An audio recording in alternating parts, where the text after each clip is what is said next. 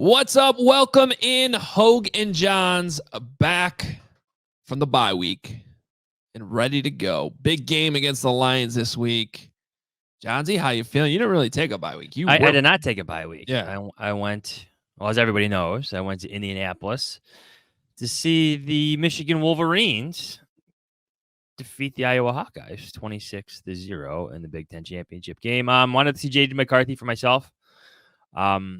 A few scouting friends when I was going through my QB series and I was talking to people around the league, like, well, you got to go see JJ McCarthy too. There's Caleb Williams, there's Drake May, and then tier 3, number 3 starts with JJ McCarthy. So I had to go see him for myself. You didn't go there to see former Badger quarterback Deacon Hill? Who? Who's like, was he? That guy, the guy that, fumbled the ball a few times. Isn't he like 240 pounds? He's big. He's a big quarterback. Yeah. Who was the hefty lefty for Kentucky? Oh, Jared Lorenzen? Yes. Yeah. Yes. You keep talking. I'm going to Google that real quick. The hefty lefty. Why are you Googling lefty. Jared Lorenzen? Jared Lorenzen. Well, okay. As long as we're on the same page, whatever gets discussed here about Jim Harbaugh or JJ McCarthy, let's just be on the same page that the best play in that game on Saturday night was, and I'm an idiot because I should have remembered his name, but the guy on Iowa that initially missed the tackle on the punt return and then ran like 97 yards to run him down. And I knew you were going to bring this up because you're the special teams guy. Put that guy on my team right now. The Bears should use the number one overall pick on whoever that guy is. Number 4. Hold on. I got the roster right here. Yeah. You know what I'm talking about. I mean, first of all, a little coaching point here. You'd like to see him. Richard Hightower did a great job of breaking this down. Little shuffle there at the end. He talked about this last week, and then fire in. But at least from my standpoint, I don't mind the first guy firing in hard because he usually, gets somebody else in there to make the tackle. If you miss, he got up. He hustled all the way down the field. Go look it up on Twitter. It's unbelievable. It's a great hustle play. Kane Entringer from Michigan. There you go. Freshman. So what the play is, when we were watching it live, we thought Michigan was going to score. Like, where did this guy come from? Did he slow down? I mean, obviously slow down a little bit, but that's an outstanding play of effort that kind of went viral after that one. I mean, number 4 slips, misses the tackle, then somehow chases them down. Now, on the other hand, if that's your highlight of the game, though, you have problems, Iowa. Yeah, it kind of reminded me of like that DK Metcalf one where he's chasing down the pick 6. He just comes out of nowhere. That was amazing. Yeah, you know what I'm talking about. Yeah. By the way, Jared Lorenzen no longer with us. Forgot about that. Yeah. And one of his nicknames was, according to Wikipedia at least, was BBQ. Big beautiful quarterback. I like that. Yeah. So, all right. Well, I did not anticipate us coming out of the bye talking about Jared Lorenzen, but here we are. Follow us on Twitter at Adam Hoge, at Adam Jahns. And you can, of course, on Twitter, our show account is at Hoge and Jahns. Please go to hogeandjahns.com for all our merch. You want to talk Christmas items, Christmas gifts, it's all there for you. hogeandjahns.com. We got hoodies, we got hats, we got winter hats. We got those golf polos. Want to start thinking ahead to golf season already? Golf items are always good. Christmas gifts, those are up there. Of course, all our t-shirts. Go find them, hogeandjahns.com. Always appreciate the support. Johnsy, while you were in Indy scouting Jim Harbaugh and JJ McCarthy, I was in Austin, Texas, scouting the team that Michigan's going to play in the national championship game, the Texas Longhorns, even though they were actually in Dallas. But so you got Michigan beating Alabama. And by scouting Texas, I mean I was drinking a lot of beer and eating barbecue and tacos with my wife. But we had different bye weeks. It's okay. I didn't have a nice meal in Indianapolis. You went to Indy and didn't have a nice meal? I got there. I watched my son's basketball game. Got there at exactly like 6 p.m. Hopped on the media shuttle and went to the game. Oh, so you didn't even go Friday? No. See, Friday's presser was your opportunity to ask Jim Harbaugh about the Bears. It's a little more of a casual presser. Yeah, a little relaxing. But the timing's not right for that. But I wrote it today. Like I left there. I went there to watch JJ McCarthy. And I left there thinking after the 30-minute press conference between McCarthy, Blake Corum, Harbaugh, it was 30 minutes long. Like if the Bears do this, like if they fire Matt Eberflus, and I'm not convinced they will, but if they do, like the most obvious answer is this human being I'm watching right now for 30 minutes. Like it's right there. The Bears never make the obvious decision, but there he is. No, they Three-time Big Ten champion. They tend to go out of their way to not hire the obvious guy. And then I think the question we all have is, will that change with Kevin Warren in the house? And then also, what is Kevin Warren? What's that relationship like with Jim Harbaugh, and what would that mean? I think from Jim Harbaugh's side, he could probably get over that, for the right opportunity with the right team and the right amount of money. But that's, another side of this. And again, Johns did write about this. He also wrote about JJ McCarthy. Both pieces are must reads up on The Athletic, theathletic.com/Hoge Jahns. So I guess what was it about Harbaugh, before we get to McCarthy, that kind of just made you realize that he's the perfect fit? It was the way he interacted with his players. They love him, and they had no problems. Like, the interaction seemed so casual. Like, you had this long press conference, but within this press conference, you had these unique interactions between head coach and player. They went down memory lane and talked about recruiting trips, not because they were asked about it, but just because it was like natural. You had Harbaugh interjecting on what McCarthy was saying about himself, where Harbaugh's like, "No, man, you played like a near perfect game, and you might raise your eyebrows to that because the stats aren't that good. But for that game, the defensive battle between two, again, very good defensive teams, like JJ McCarthy did what he needed to do to win the game." And I think we'll talk about that in a second. But it was just this unique setting where you have this coach who has won everywhere he went, and just hearing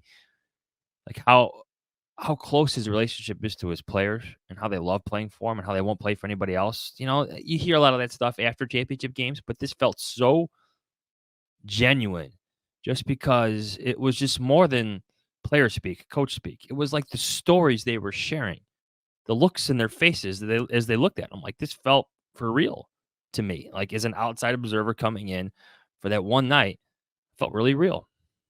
Well, we're going to have Nick Baumgardner come on the show here in a few minutes, who, he's a Michigan expert. He's a Lions expert. He's a draft expert. So he's really perfect for all these topics we're talking about today. It's a Michigan-heavy podcast, but really Michigan in the sense of how it all connects to the Chicago Bears, possibly. You, like you said, you went down there to see JJ McCarthy. This is the third. You got to see Drake May. You got in North Carolina against Duke. You got to see Caleb Williams against Notre Dame. And now you went to see JJ McCarthy. What stood out with JJ McCarthy comparative to the other two quarterbacks? I think, number one, like, I went down there like hoping it was a good game because I wanted to see JJ McCarthy actually play. I got concerned at some points. Well, oh man, Michigan's just going to blow him out. He's going to throw 10 passes, complete 9 of them, and that's going to be the evaluation. Like, it's not going to make for good. But Iowa's defense is good. Very good. Yeah, so it's 4th a good in test. Scoring, 7th in total yards. Yeah. And that's out of all college teams. And Penn State, very good defense. Ohio State, very good defense. So 3 of the past 4 opponents that McCarthy has faced have been some of the best defenses in the entire country, which I think is meaningful. NFL caliber defenses with NFL caliber players, right? But I still wanted to see him throw, and I think I got some of that. I think just in terms of like the on the field player, his arm was stronger than I thought it would be. Like, there is more zip there in his throws when you see it live than maybe you get a feel for, like when you watch the film or see the highlights or see on TV. There's more zip there. I think you see some of that in the warm-ups too. I mean, he could throw the ball. He is athletic. He keeps his eyes down the field. Like, a lot of things that teams like about him, you saw, but then by the end of the night, the production wasn't exactly exciting. But there were some great throws that were either negated by penalty Or there was this one on third down. It was a 2-minute situation at the end of the first half. Third down play. He puts it right on the money to his tight end over the middle, about a 25-yard gain. It's a drop, like a bad drop, if not even for more. Like he hit him in stride. His tight end Loveland took his eyes off the ball, was looking down the field. I mean, there was yardage to be gained. So there was some of that, but I don't want to say I was impressed. I think I saw some of the things I expected to see, but the difference, like I think the one thing that stood out to me, and I put this in my article, like you start talking to evaluators from NFL teams about Drake May and Caleb Williams, they always like rave about the on the field things first. With McCarthy, it's always, oh, his intangibles are through the roof, all that stuff is like the first things like scouts will tell you about McCarthy. That's both a plus and a minus, right? Because sometimes when they're raving about the intangibles, it's because it's compensating for lack of something on the field. Yeah, and it's a hard evaluation. I haven't gotten into enough of the actual coaches tape on JJ McCarthy. I've obviously seen him play a ton, just as a Big Ten guy, and he went to Nazareth too, and so there's a connection to the Catholic League. I liked your anecdote in your write up on McCarthy about seeing him when Notre Dame played Naz a few years ago. Yeah, and that was kind of almost a similar feeling, right? Because you're like, a whole half goes by and he hadn't done much, and you're like, well, this guy's a Michigan quarterback, and then he wows you with an incredible throw in the third quarter or whatever, and shows you, that talent that's still in there. So, and it's kind of like you said, like that's him at Michigan, right? Like, yeah, that's it. Like, it's Ohio State. He's doing what he has to do. Then all of a sudden he rips a pass, over and maybe between two defenders for a touchdown, which becomes one of his best passes of his Michigan career. Like, that's McCarthy. Look, the Bears have the first overall pick. I'm not saying JJ McCarthy is in play for that, but like if you're looking at Jim Harbaugh, like this also stood out to me. Like, the guy loves him. And like I want to ask Nick this too in a few minutes. Like he has talked so glowingly about JJ McCarthy, Jim Harbaugh has, where it just feels different to me. It's just not normal coach speak. I mean, it's comparing him to Andrew Luck. It's calling him the greatest quarterback in Michigan history. It's which is a pretty good history. It's calling him a beloved son. It's in this press conference stopping his quarterback from criticizing himself. It's in this press conference praising his quarterback, saying that he would follow him to hell and back, even though the question was about his running back. I mean, he talked about his running back, but then he decided to shift it to his quarterback. I mean, that felt... It's just so noteworthy to me. I could be reading it wrong. I want to hear what Nick has to say about it. But if you trust Jim Harbaugh to be your head coach, like, what do you make of his evaluation of JJ McCarthy? I just think it's an interesting... I call it a predicament. Call it a question to have if you were going to hire Jim Harbaugh. Oh, I'm sure that's something you got to discuss in the interview process if you are going to interview Jim Harbaugh.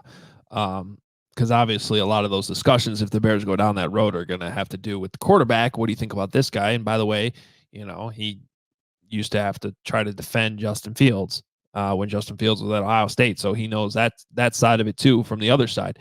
While you were down in Indy, I was more vacationing, but on my flights to in and out of Austin, I downloaded and watched the tapes from Caleb Williams' performance against Notre Dame and against Utah. And first of all, big reason why I looked at those two games specifically was because those are probably the two toughest tests. Defensively. I ask around, like, which, not about how did he play, good or bad, but what were the toughest tests he had this year that were, most likely simulate as much as possible the type of tests he'll have at the next level. And those were probably the two best defenses he faced this year. And I'll be honest, like there was more. I think my expectations were kind of lowered because obviously I watched that Notre Dame game. I read everything that you wrote about it, and that just clearly wasn't his best performance. But I came away from those tapes, seeing more good than I thought I would. Everything, though, has to be back in the context of the lens of how Ryan Poles is probably looking at this, though. And that is, if he needs to be blown away to move on from Justin Fields, I didn't see that in those two games. I saw a lot of good. I saw a lot of talent. I saw a lot of, Caleb Williams probably being a good quarterback for somebody. But in the context of the Bears and how they make this decision on Justin Fields, it wasn't like jumping off the tape. Oh my God, yeah, you have to make this move.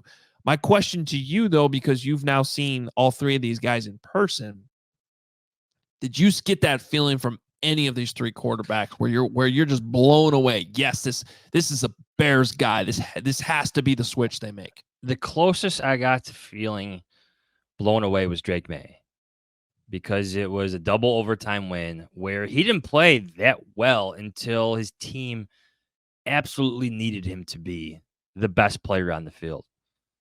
I covered Drake May's double overtime win against Duke, rival game. And Duke, I know basketball school, but their head coach just left for a good reason. I mean, they're top 10 defensively. Yes. Yeah. For those that don't know, Mike Elko went to Texas A&M. And he's a really good coach. Did a great job at Duke. Great defense. That's the closest I felt to use Ryan Poles' phrasing to being absolutely blown away. I expected to be blown away by Caleb Williams when I went to go see him, because that's when the hype was at its peak, right? Mm-hmm. And it's dipped since then because Notre Dame, again, very good defense, very good coach. And like a scout buddy told me, this is like, you're going to experience something that scouts actually experience, is when they attend these games in person, like certain elements of it stick with you. It's a different vibe being there than actually just watching it quietly on film. It's the emotions. You feel the momentum. You could see some of the demeanor on the sidelines and stuff like that. Like it's just different energy, right? And that was an awful game by Caleb Williams. And I agree with my scout friend. Like, that's in my head, where I know he's an outstanding player. I know he has this amazing knack for creativity. He could do things that Drake May and JJ McCarthy simply can't, but he fumbles a lot. He had some bad turnovers in that game against a defense that's going to put players into the NFL, against a defense coached by a good coach. So that kind of sticks with me. So to answer your question, the closest I have felt in terms of being blown away was Drake May against Duke. Okay. And then since then, actually hasn't been that good for Drake May. Yeah. Well, the good news is, and then maybe the bad news too, is we have 5.5 more months to go here. What are we? No, we're less than 5 months. December, January, February, March, April. So 5 months. 5 months to go. We've already fully broken these guys down. Yeah. Well, not fully though, but I mean, we certainly are off to a good start. I mean, all the years we've been doing this podcast, we didn't have one of us go attend all of one of their games. So that's a good start. And the interesting thing is JJ's the only one. Well, I don't know if did Drake May make it. I don't know if he's going to do it at the bowl game, but Caleb Williams not playing in the Holiday Bowl. He's already announced. JJ McCarthy's the only one with something to play for. Yeah. So he's got a lot to play for, and he's going to be in the middle of the spotlight, similar to Deshaun Watson and Justin Fields in the, getting these big opportunities in the college football playoff. I mean, I'm really looking forward to January 1. It's just a great slate of football. I don't need to go on another rant about how Florida State got screwed. Florida State 100% got screwed. That being said, Michigan and Alabama's a much better game. and when we're all sitting there on New Year's Day, it's an incredible doubleheader there. And also you have the opportunity, if you want, to watch Wisconsin lose to LSU before those two games. So you go triple. Well, they got a good quarterback too. Not Wisconsin, right? Jaden Daniels, but Jaden Daniels right there too in that game, assuming he's going to play. I don't know if you saw this, Johns, but every single football player in the world went in the transfer portal. I saw. I think you and I are in the transfer portal. Where am I going? I don't know.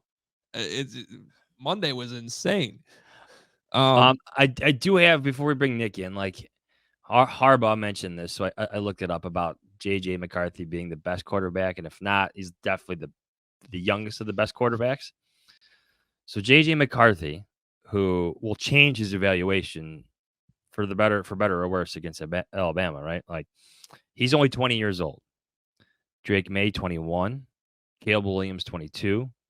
Jaden Daniels, 22. Michael Penix, 23. And Bo Nix, 23. So if those are your best quarterbacks, JJ McCarthy is years younger than some of these guys. Well, I swear to God, I saw Michael Penix play 6 years ago, Northwestern Indiana, down in Bloomington. And I'm like, how is this guy just now entering the draft? What is happening? I was actually, when you said he was 23, I thought he was going to be like Hooker last year. Hendon Hooker was like 25 already. Yeah. Like, it's still weird we're still recovering from some of this COVID stuff and extra years of eligibility in the transfer portal. It's just, it's a different world. And he turns 24 in May. So Michael Penix does. Yes. Yeah. I mean, that doesn't surprise me. He's been around forever. And that's probably going to, work against him, and something for McCarthy that'll help him that age. So, all right. Well, without further ado, let's break this stuff down more. Nick Baumgardner knows everything there is to know about these subjects that we're talking about. So let's bring him in now. All right, well, let's keep the Michigan conversation going. This is just pretty much a Wolverines podcast today, or an all-Michigan podcast, because we'll get into the Lions stuff coming up here. And when you win 3 outright Big Ten champions, I think Hoge Jahns, I'm sorry if you got the Wisconsin helmet behind you. But no, that's fine. You kind of have to, right? Oh, shit, I forgot to turn on my Christmas lights, too. I just realized that. That's all right. We won't be festive today. But, yeah, look, we got the Michigan angle. We got JJ McCarthy. We got Jim Harbaugh. We got the Detroit Lions this week. So no one better to bring into the show than Nick Baumgardner, who does a great job pretty much covering all of this and the NFL draft. So really could not have a more perfect guest today. Make sure you are following him on Twitter at Nick Baumgardner, senior writer at The Athletic, covers the Lions, covers the draft, used to cover Michigan forever. So Nick, really excited to talk to you. We were just discussing the Jim Harbaugh situation, how this could all unfold over the next, really, we're talking about a month and a half, right. Between just the end of the national championship and maybe if the Bears are making a coaching change. Where do you sit on all this with Michigan and Jim Harbaugh and what might be coming? I think that, I was just saying earlier to Adam, I think that the timing of this for Harbaugh, and now I don't know, I'm not going to sit here and say I can predict what he's thinking. Nobody can. He's really hard to pin down on that sort of thing. The only people in my experience that will know what he wants to do ever are his dad and his brother. And that's it. Not his wife, not his mom. I think the only two people are his dad and his brother. So that's why a lot of the guessing with Harbaugh stuff always gets wrong. The reporting always gets wrong. However, I do think this is the year. Before this season started, I actually told people I thought this would be his last year at Michigan. I think the timing, he has wanted an NFL job the last 2 cycles, I think pretty badly. I know he wanted one in 2021, the Viking situation. I think he wanted one more than was let on last year. And I don't think it would take much more than a phone call with the right, you're not going to bring him in under circumstances where he has no control over certain things. I don't know if you would give him the keys to the city type deal, but it's a delicate deal, but I do think he would be interested given that they're back in the playoff. They've won 3 straight, conference titles. This is the best team he's got. This is it right here. There's no promises about McCarthy coming back or anybody else. So I do think this would be he's got the program is set up. They got the young coaches there now who could move forward. So if the right offer and time comes, I think this would be the year that he would do it. Just my guess. He's always linked to the Raiders and the Bears. Yeah, Mark Davis. Yep. Yeah, why? Well, why the Raiders? Well, obviously Mark Davis, but then obviously there's Bears connections. But do you think what do you make of those links? I guess in the reporting. Yeah, I think that the Raiders thing always comes up because of the Davis family. Al Davis was a mentor of Jim Harbaugh. Was one of the few people in the NFL that I think he would consider that. Also, John Madden. He and John Madden were very close, and so the connection there was always right up until the end of his playing career. I believe Jim's first job as a coach was an assistant for the Raiders. So Al Davis had advised him the whole thing about don't go and do what you did, take the San Diego job instead, stay with me, all this. So they've been close for a long time. And I think that's always been there. That was there even in 2015. Mark Davis wanted him pretty badly when he came to Michigan. So that's the one that always comes up. And then the Chicago one, I think for a couple reasons. I think obviously he played there, and you guys would know better than I've always found that he's really well liked and really well remembered by Bears fans, even though I don't think that his on-field record was necessarily good. But I feel like the Bears fans generally have always really liked Harbaugh. And I think that he identifies and they identify with him and the style of play, right? Like just how he is, what his teams are about. I think Bears fans have certainly long maybe wanted that. But it seems to me, maybe you guys would think different.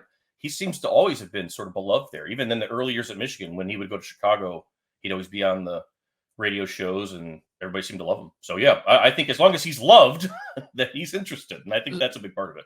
So what I'm trying to go back to now 2 seasons ago, and when he seemed to really want that Vikings job, and then it didn't come together. And meanwhile, the Bears were also in the market for a new general manager and a new head coach. And we did the whole Harbaugh discussion then, but nothing really came of it. There didn't seem to be much interest at the time from the Bears. So I guess what we're trying to figure out here is A, what happened in Minnesota that he didn't end up there, and B, and this is probably more on our end, but just why would things be different this time for the Bears when they didn't really pursue him a couple of years ago? So my memory on that one, if I can remember correctly, was the Minnesota one. He goes there for the interview, right?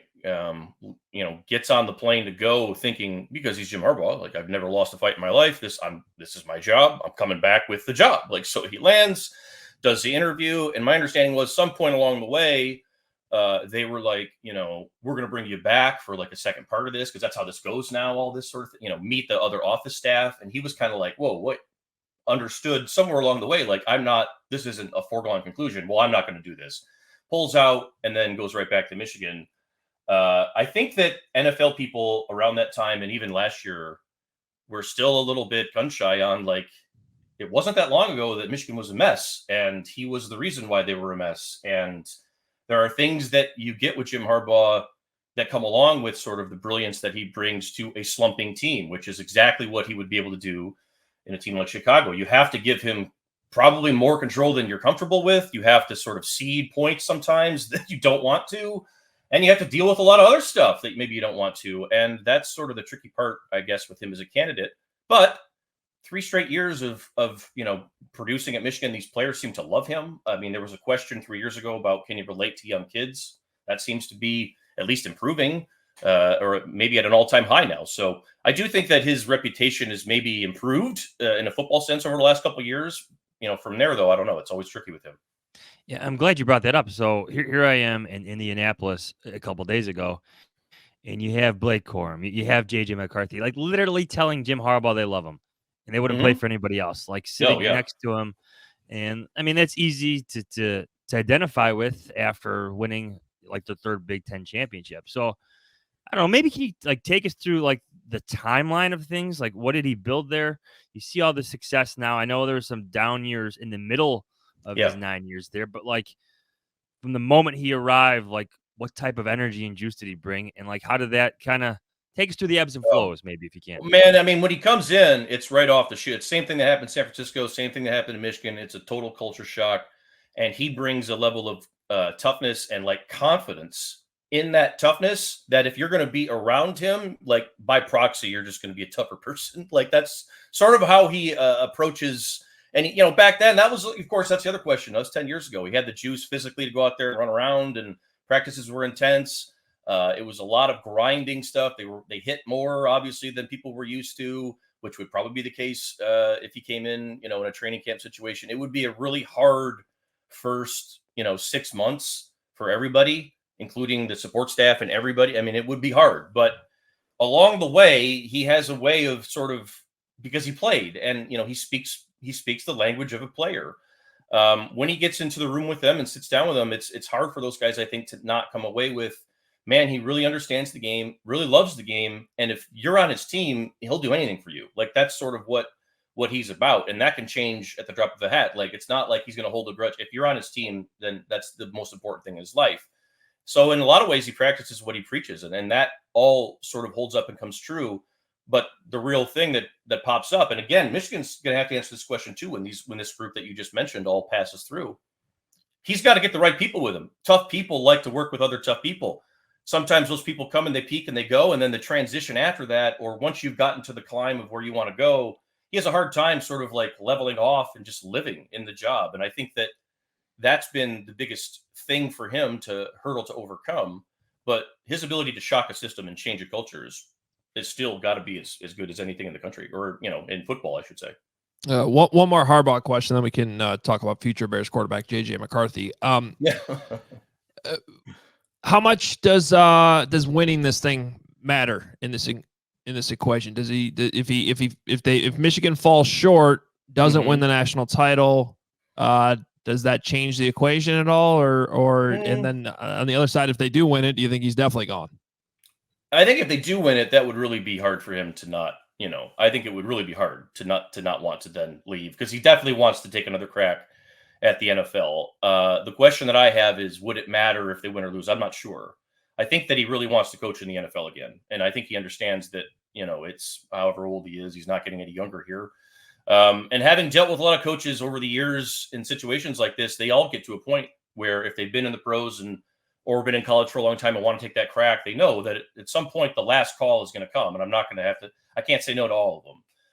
And I've gotten that sense over the last few years that he has an agent now. That was definitely not a thing like 5 years ago, 6 years ago. He had no interest in any of this stuff from NFL teams. The last couple of years has definitely changed. So I think that there's a clock ticking a little bit there. I think he's done exactly what he wanted to do at Michigan. I don't think that the finish here would obviously change maybe the narrative there, but I don't think it would maybe make that much of an impact. So JJ McCarthy is like his guy. So he has like talked glowingly about him for 2 years. Like coaches do that with players. But, he does that with everybody. Yeah. but is it different with McCarthy? Yes. I mean, he's calling him like a beloved son. How do you interpret everything he's saying about JJ McCarthy? So they're very similar in so many ways as people. Number one, they think similarly. I think they're very competitive people. They really love football, and they're different. They really sort of like aren't afraid to be different. McCarthy's been doing yoga there on the field, or meditation and all this sort of stuff that he's been doing since he walked in the door, and never really cared about what anyone ever says about anything like this. They're very similar in that sense, but they also play very similarly. Like if you go back and you watch Harbaugh clips from back in the day, either when he was in college or as a young player with the Bears or even with the Colts, they have that. McCarthy has that ability to just never let a play die. He can make a play when there's not any play there. It's the ability to extend a play while keeping his eyes up, maintaining the ability to run and be a serious threat to pass, which we just don't see a lot of in college. Usually when a guy breaks the pocket, he's running, right? It's not still, or he's going to throw it. He's just not really McCarthy is really one of the few, Jaden Daniels has been better at this, but really he turns into a runner quicker. McCarthy has got some of that Mahomes on the move. I can be loaded and throw the ball from any angle and it can be accurate. And that's his best trait. Not always consistent, but that's really, to me, his best trait is out on the move and throwing on the run like that. So what do you make of the fact that, and a lot of it's just system based, this offense he's been in, how run heavy it's been. He's played a lot of football for Michigan, and yet the passing attempts at the end of the day are like half of some of these other quarterback prospects. And that's a real thing from a quarterback evaluation. Like these teams, and I think we're learning more and more about this, they want to see more passing attempts. So, I mean, just how do you sort that all out when it comes to JJ McCarthy with all the experience he has, but yet not quite as many passing attempts? I would say the reason why it sounds like he's Harbaugh's guy, that he loves him like a kid or whatever, is that is all true, that those attempts have been lower and he's never said a word about it. He's never complained. He's never said anything. No one in his circle has ever said anything, because I think that's part of the reason why he went there, is understanding. Look, a lot of kids, I think, get this, and a lot of kids don't, but like, you have to understand the full package. You have to understand everything about the run game. If you're a quarterback, you have to understand everything about protections. You have to understand everything about, how to be a play passer beyond just like an RPO stuff and the stuff that you do in high school. Like McCarthy left whatever school he played in there in Illinois for IMG, I think, as a junior, to run a more, highly, that's what he wanted to do. He wanted to play for a guy that gave him the full thing and didn't pull anything back. Harbaugh, they give him a lot to do on the field in terms of calls and checks with the run game. Beyond that, I think he takes a lot of pride in that. And I think what teams will end up seeing is that he passed up, or he traded, maybe attempts for seasoning and how to manage and run a game. Like, I think he's gotten so much better at situational football, as often you see from Harbaugh quarterbacks. And, for a guy with all that arm talent and everything else on top of it, it's really shown up this season in terms of efficiency and everything else.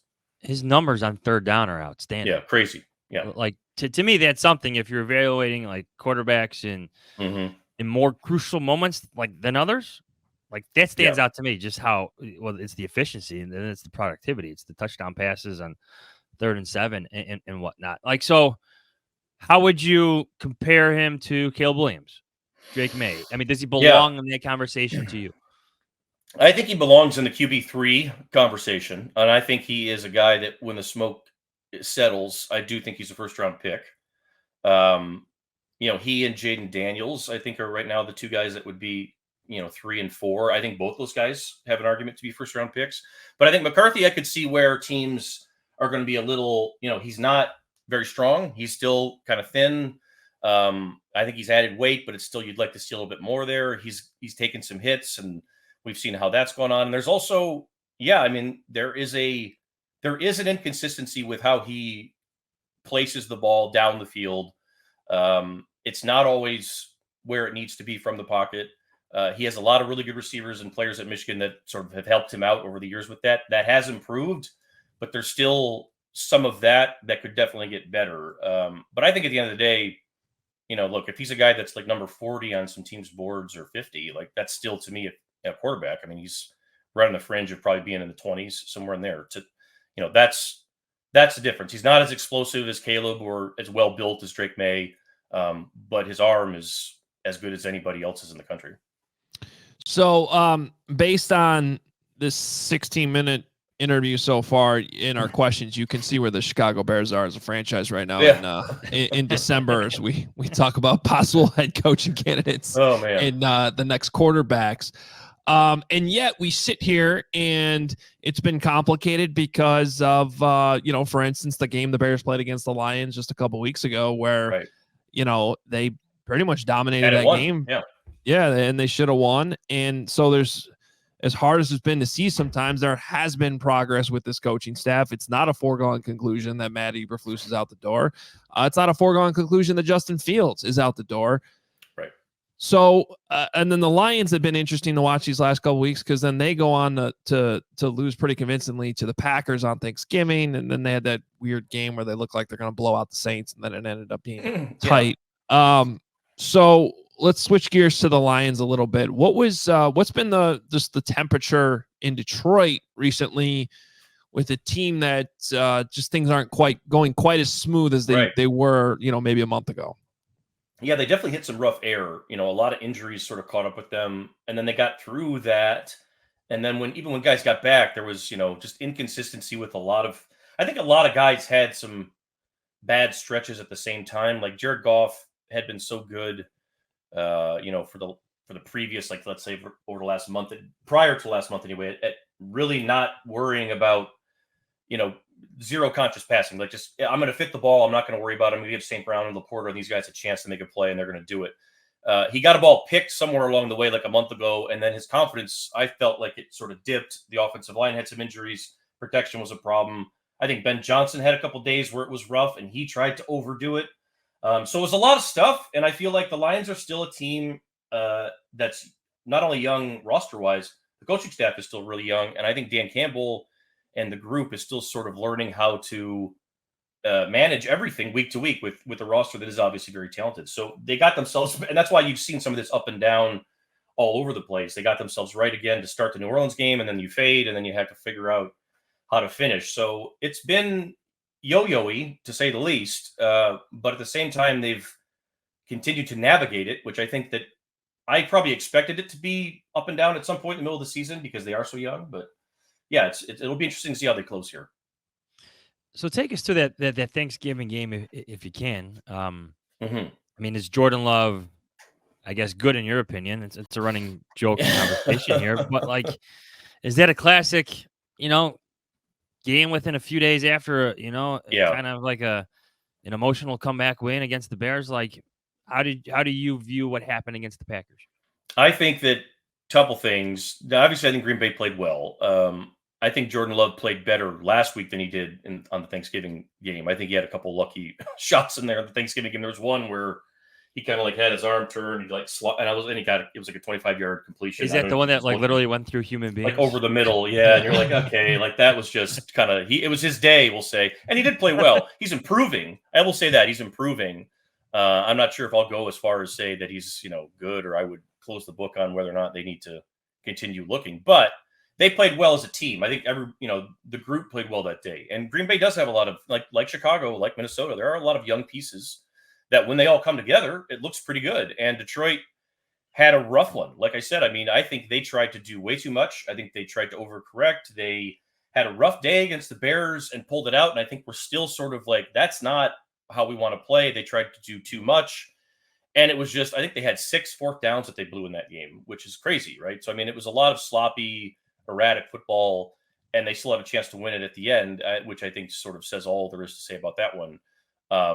But that's kind of the scary thing with the Lions is, are they going to be the team that runs the ball smoothly and just takes care of it and does what they want to do? Or are they going to get in the middle of the games and freak out and all of a sudden they don't know what's going on here? So it's been a little consistent over the last month, but yeah, I guess we'll see how it goes.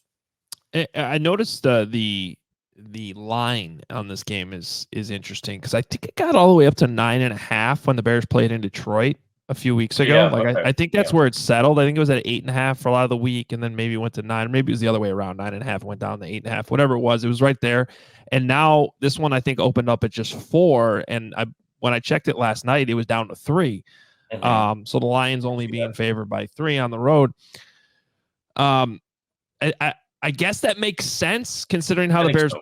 The Bears played the Lions, and then the Bears got a win, and it's been shaky. What's the temperature in Detroit right now about, I guess, the level of concern about this game? Yeah, go ahead. I think that the Bears remind the Lions of the Lions in a lot of ways from a couple years ago or whatever. I think that the young core and it's not all there. They need more of it, but you've got, when Darnell Wright's out there healthy, he's been terrific. They've got some guys that they have taken here and they've added that have been really good. And it just doesn't come all the time at once when you're dealing with young players. And they've made some, poor decisions, obviously, with the roster. But I do think that they see a lot of similar stuff because it's like you've got a young quarterback even who's trying to prove himself and trying to prove everybody that he can be, more than what people now have closed the book on him and said, you got to move on and quit on him and all this. I do think that they see a lot of themselves there. And that's a dangerous they remember themselves as a dangerous group, in 2021, 2022, even the year where they lost all those games. They fought everybody right to the end. So I think that's what they see in Green Bay and Chicago right now. And Chicago maybe more so just because Fields, at the drop of a hat can just turn into like an MVP level player and then freak out and go right off the cliff. So I think that's the difference there. But it's high level concern because I think they know that they probably should have lost, last time they played.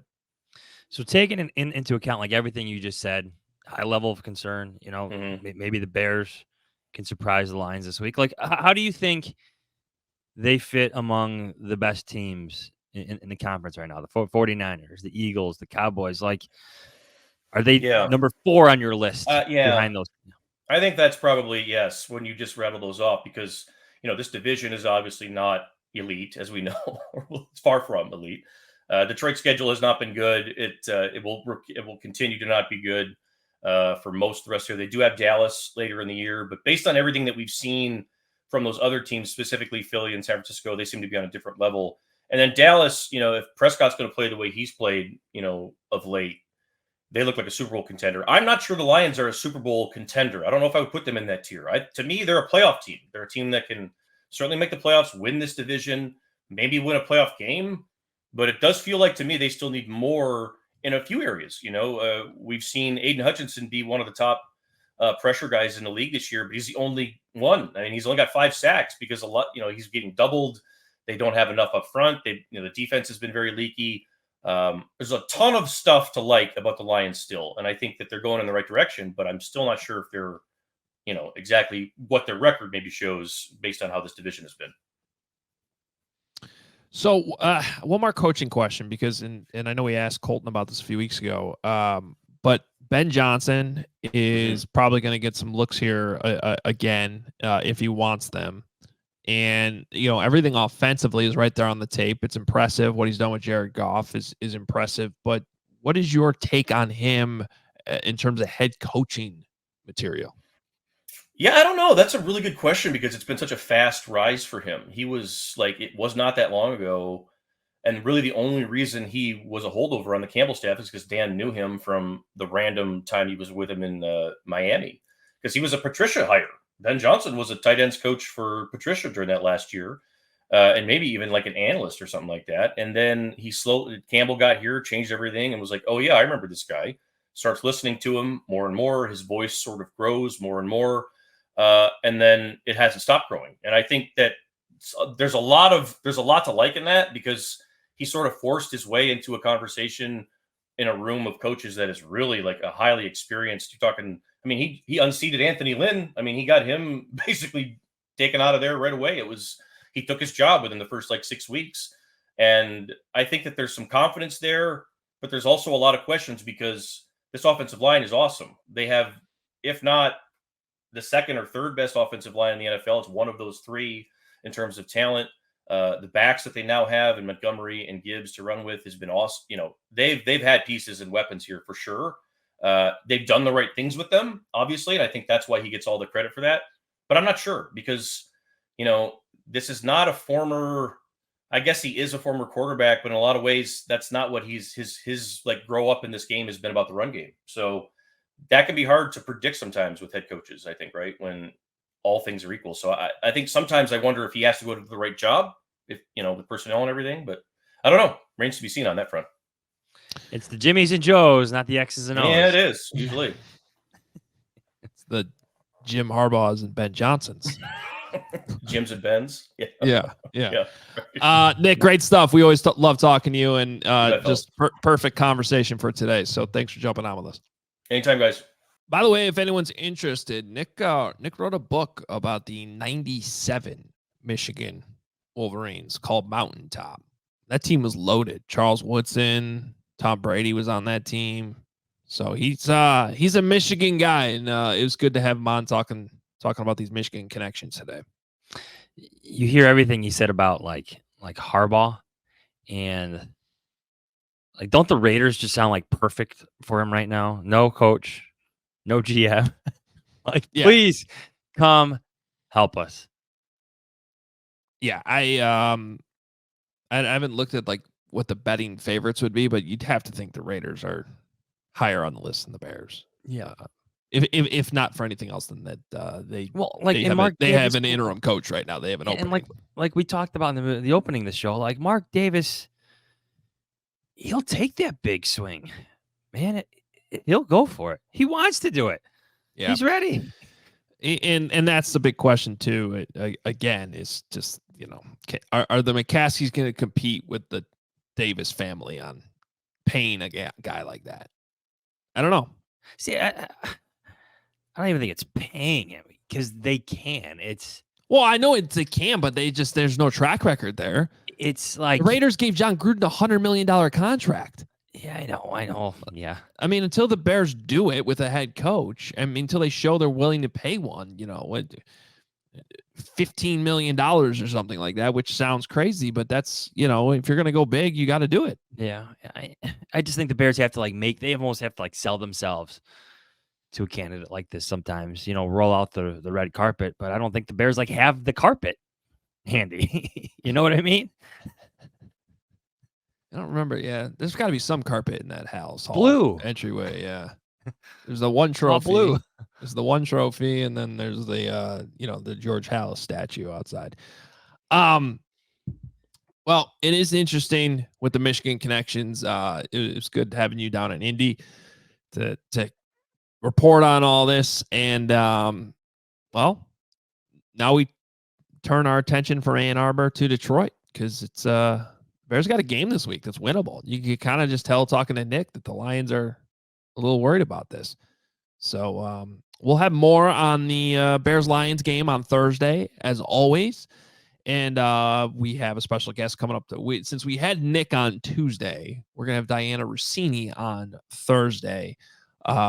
So she's been reporting some stuff this week, and I'm sure she's got Been on fire. Yeah, she's got some good stuff, I'm sure, on the Bears too, and where things stand. So Diana will join us on Thursday. We'll preview the game as we always do and jump right back in it after the bye week. We'll talk to you on Thursday. See ya.